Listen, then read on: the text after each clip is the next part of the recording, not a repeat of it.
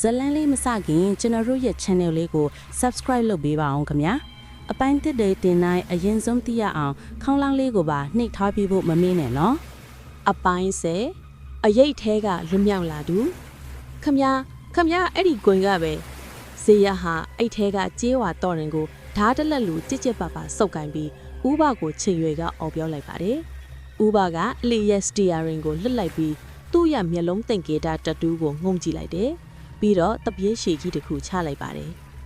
ငါ့ကိုတက်ချင်ရင်တက်လို့ရတယ်ကောင်လေဒါပေမဲ့မင်းသိထားရမှာကငါကအဲ့ဒီကုံကြီးကနေထွက်ပြေးလာခဲ့တာနှစ်ပေါင်း20တောင်ရှိပြီလို့ဥပကတီငိန်တဲ့အတန်နဲ့ပြန်ဖြေပါတယ်ဇေယထွေဝေသွားတယ်ဘာလို့ထွက်ပြေးလာတာလဲဥပကပင်လေပြင်ကျဲကြီးကိုငေးကြည့်ရင်ရှင်းပြပါတယ်သမုတ်တရားအရေးအဖွဲ့ဆိုတာအရင်ကသမုတ်တရားတဲ့အမွေအနှစ်တွေကိုစောင့်ရှောက်တဲ့သူတွေပါ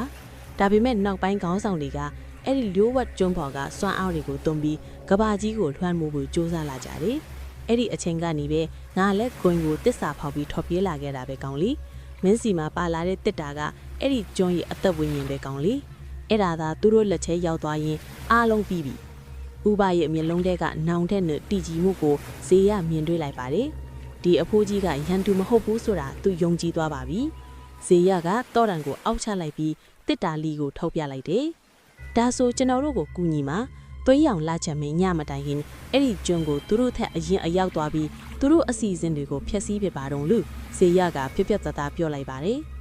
ဥပါကပြုံးလိုက်ပြီးလီယက်စတီယာရင်ကိုပြန်ကင်လိုက်တယ်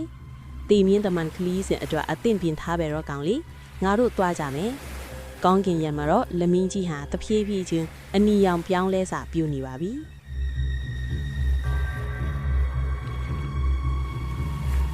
What in the name of? Look out! Hold on! It's pulling us down!